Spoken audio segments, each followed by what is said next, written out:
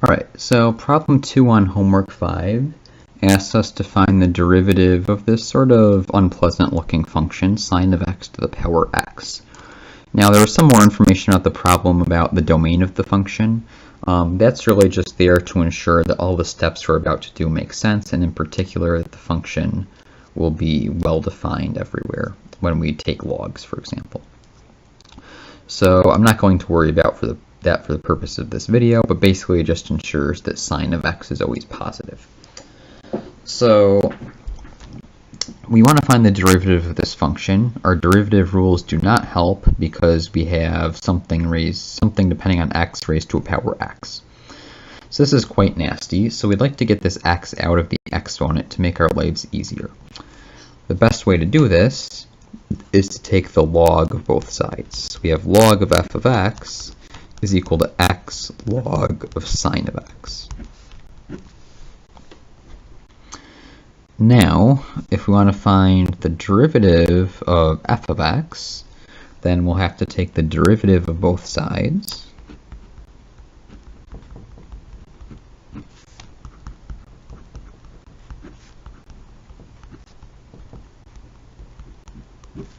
So basically, we're doing implicit differentiation here.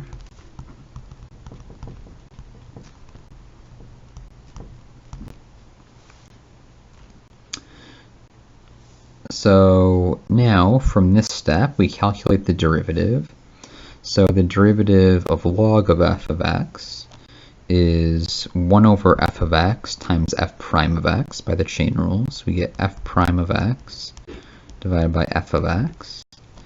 And this is going to be equal to, we have to do some product rule on this thing, I guess. We're going to have log of sine of x times the derivative of x is just 1. So plus x, derivative of log of sine of x. Well, we get 1 over sine of x. That's from the derivative of log. But then we have to use the chain rule, so we have to multiply by cosine of x, the derivative of the function on the inside.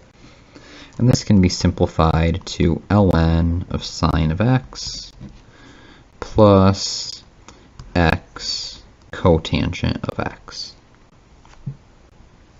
Now we want to solve for f prime, so we rearrange things. F prime of x is equal to f of x times log of sine of x plus x cotangent of x. So we're nearly done. The only thing that's slightly undesirable about the answer we got is that it has an f of x in it. We'd really like just a function of x that we can write out explicitly. But we know from the first step that f of x was equal to this sine of x to the power x.